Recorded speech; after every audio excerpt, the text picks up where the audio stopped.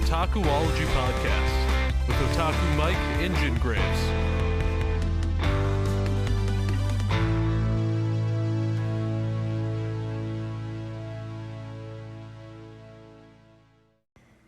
Hey guys, Jin here with another episode of the Otakuology Podcast, where we like to talk about a lot of nerdy stuff. Video games, board games, TV shows, cartoons, comic books, manga, anime, you name it. Anything nerdy, we cover it. So for this episode of Over the Garden Wall, we are covering episode 2, which is called Hard Times at the Huskin Bee. So the synopsis of this episode is Wirt refuses a bluebird's help and winds up wandering into a huge mess of trouble at the annual Pottsfield Harvest Festival. So the first thing I wanted to point out about this episode is actually in the name of the town, which is Pottsfield. A lot of people speculated that this is short for Pottersfield, which used to be a area basically in cemeteries or whatever in the back or in a different location where you would bury people that didn't really have a next of kin or anybody that could like exhume their remains and cared to be able to afford a gravestone or something like that. So that's kind of what the idea of what Pottsfield is for us is actually Pottersfield. Somebody you bury someone that doesn't exactly have a connection to life, I guess. So that's really what this is called, as a really cool tip I feel like people should know. So this is also the second little circle thing from the first episode that's kind of like our opener for the entire series. And in this, we find out that there is a black cat basically driving a wooden wagon with turkeys, and he's gathering pumpkins and everything for something.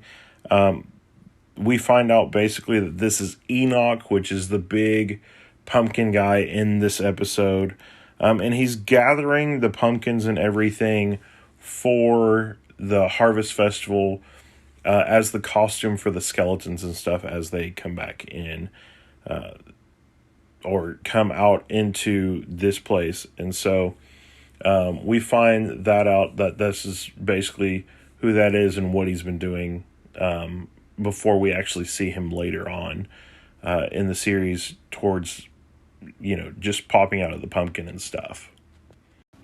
So really getting into the beginning of this episode, we are at this part where we see this bluebird that we saw in episode 2, or in episode 1, known as Beatrice. We find out her name in this episode, and is basically stuck and wants Greg to help get her out. Greg kind of makes a few demands of, if you could give me something like a wish, and that's kind of what she explains what she can give them for Wirt and Greg to get home. And we find out that basically she gets out of this bush with no help, and that everything is okay, but she wants them to go somewhere with her or do something for her, because she says, hey, I'll do this for you because y'all helped me out, even though there was really nothing that happened with that.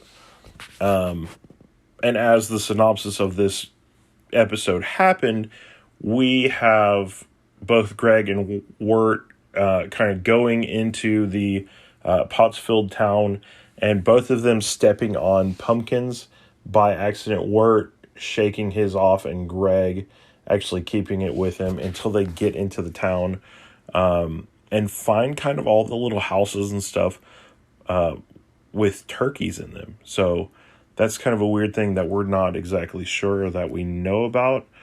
But if you do know, like why we're putting it out this month for the podcast, and basically is that it is a Halloween related one. So obviously this makes sense that everything is going through the harvest season.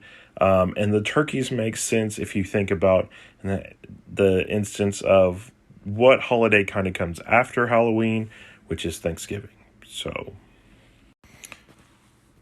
and with this whole celebration and everything, we do finally have music coming from like a barn, and people kind of making these weird insinuations about Greg and Wirt being early, which is kind of a first clue that we don't exactly know until closer to the end of this episode.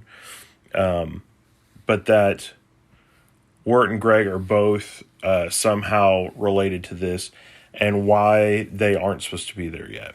We find out that basically they want to leave Pottsfield, and everybody kind of says, well, there's no way out. You don't just turn around and leave Pottsfield. They try and let them know. And it almost sounds like the people wearing all these masks and stuff or whatever, pumpkins, kind of sound muffled. So you know that it's not the vegetables being alive or anything like that. But we do have this whole thing where you have Enoch come out and basically tell them, hey, you've been accused of basically like murder, which I believe that comes from another TV show that I can't remember at the current moment. But he tells them that, and he goes, no, you guys basically stepped on some pumpkins. You did some other things like that aren't like too bad. So all we're going to have you do is do a few hours of community service. I mean, it's a freaking festival. So we want you guys to be able to do that and be on your way instead of actually having to worry about it and not exactly worry about it too much. So that's the good thing about it. As we also go into this a little further, we also have where they're pulling weeds. They're kind of doing some of the other stuff Wirt and Greg are, and trying to have things done with these turkeys. And they're in a field and have to actually dig this stuff up. They're digging holes for some reason, and they don't exactly know why. So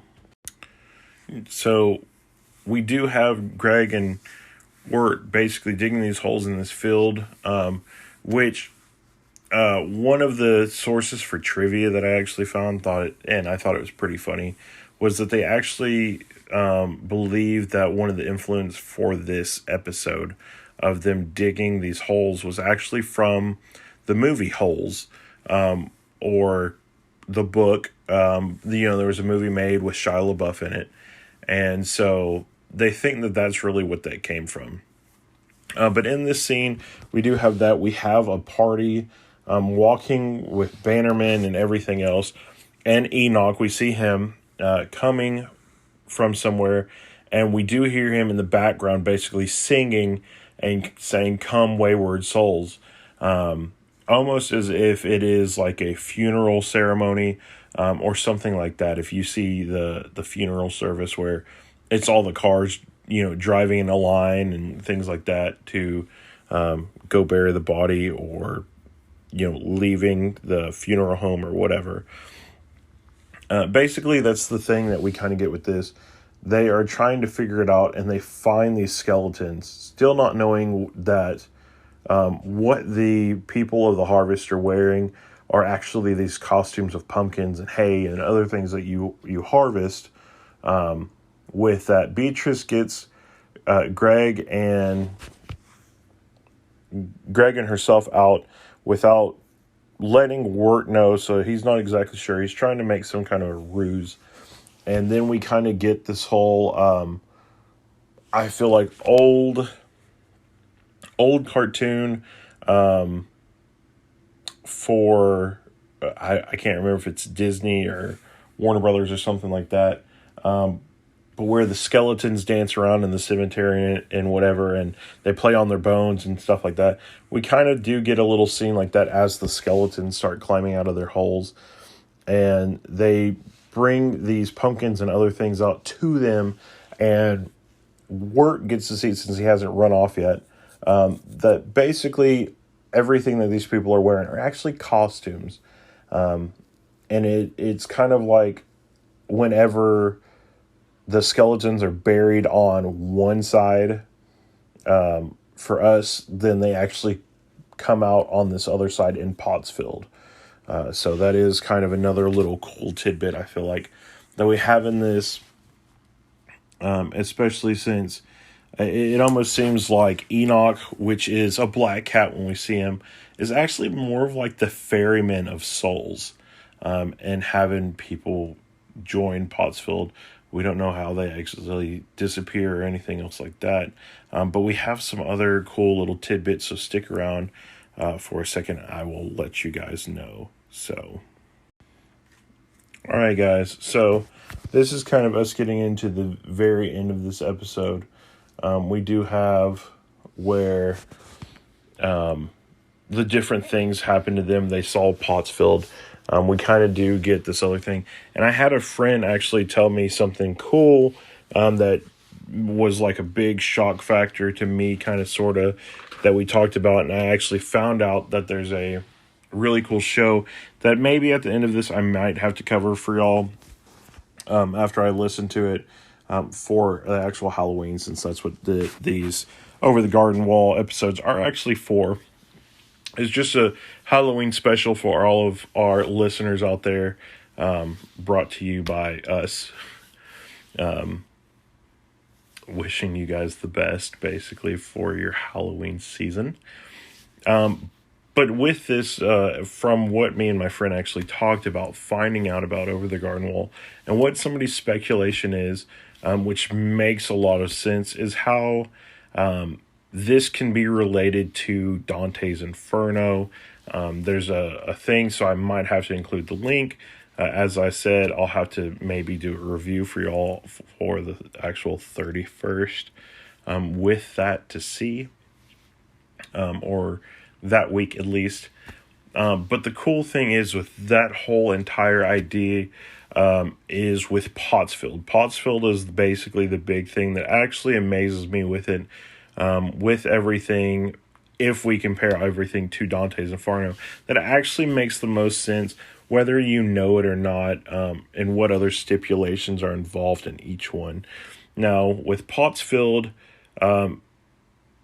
jumping into a movie reference, if you've ever seen Gladiator with Russell Crowe, he plays Maximus, which is, leader of this kind of the army for Marcus Aurelius, and also becomes a gladiator and everything else.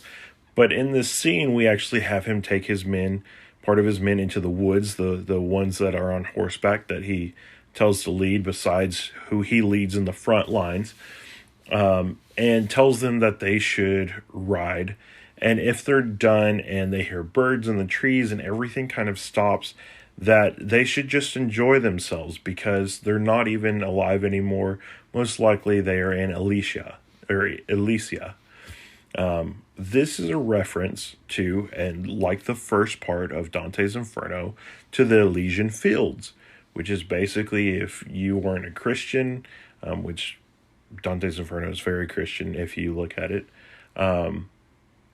but if you weren't a Christian, you don't know basically any of the God in Christianity or anything else like that, then when you died, you went somewhere, and it's not exactly a bad place. It's not exactly anything else like that. It almost seems like a Valhalla slash, because you don't die there, slash it almost sounds like purgatory to an extent, even though in Christianity culture there is another purgatory, which in Dante's Inferno we have Perdido, but we do get this kind of little reference to that, to the Elysian Fields. People that don't know of the Christian God and everything, that when they die, they go here, because not knowing him is technically this kind of sort of a sin, even though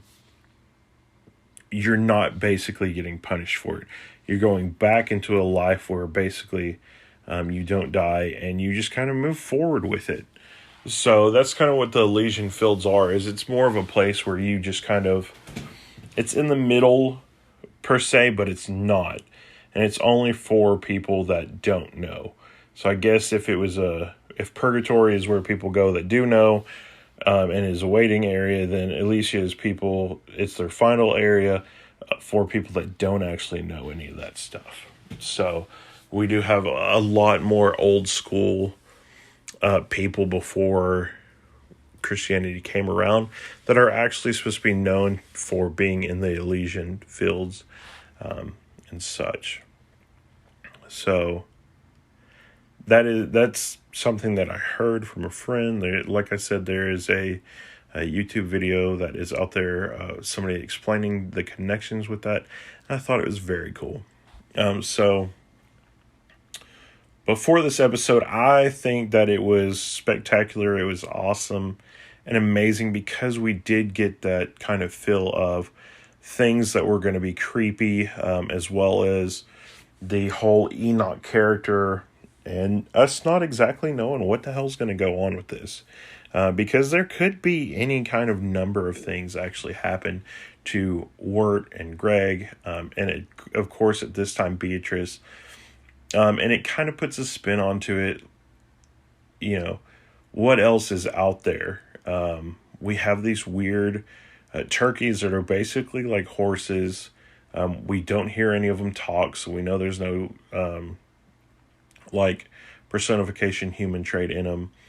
But at the same time, we have vegetables and everything becoming costumes, and skeleton stuff coming back out and actually doing stuff. So this would be one of the things that I would really love to see and know if people ever came back by here or anything else, or how the other people in the unknown actually react to it.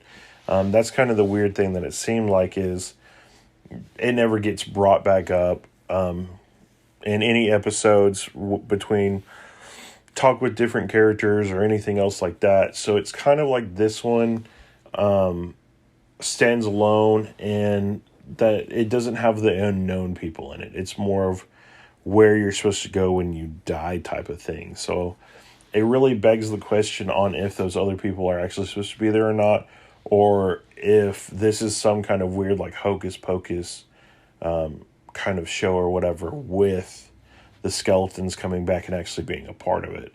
And if they just die off, or if everybody in the unknown basically knows what Pottsfield is, and anything else like that, because it's just a weird concept to fit in with all the rest of the episodes. But it is probably, like I said, one of my favorites, just because of how enjoyable and fun it is, and kind of not knowing what's going on exactly. And it gives us a little mystery too, so not too bad. But anyway, guys, as always, like we say at the end of all of our shows, we will see you next Tuesday. Thanks for listening. Catch you later.